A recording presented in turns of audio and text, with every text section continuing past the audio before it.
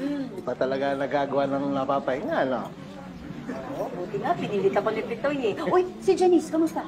Eh, nagulat nga ako kahapon. Akala ko ibang babae katabi ko eh. Ikaw ah. Biro lang. Pero totoo, kung ikaw gusto mo magpahinga, magsabi ka lang. Kailangan natin yun, hindi tayo robot.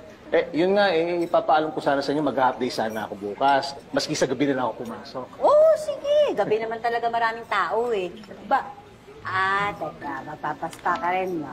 Hindi bala ko sana maglaro kami ni Pitts. Nako, baka hindi na naman pa pwede si Sir.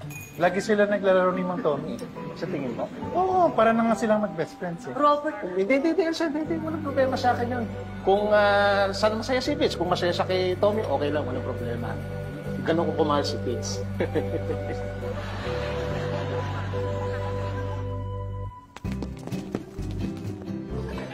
Teka, nauna ako eh.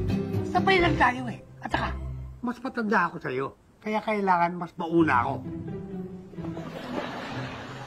Ano ba? Nauna ako eh. Pwede ka naman sumunod sa akin eh. Eh, ikaw rin eh. Pero dapat mauna ako. Okay. Thank you. Tay! Pitts. Uy, Ay, Bito. buti nandito na kayo. Oh. Yan na ba yung in-order mo sa online? Oo, pero parang parang bitin tsaka masikip. Ano bang size in-order mo? Eh, madalas medium lang naman ako eh. Parang small yata to.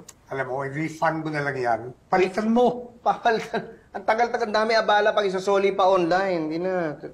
Baka gusto mo, sa'yo na lang. Really? O, akin, kasya sa akin to. Sigurado ka? Oo, kasya sa akin to. Thanks. Dali. Tagal mo naman dyan. Okay ka lang?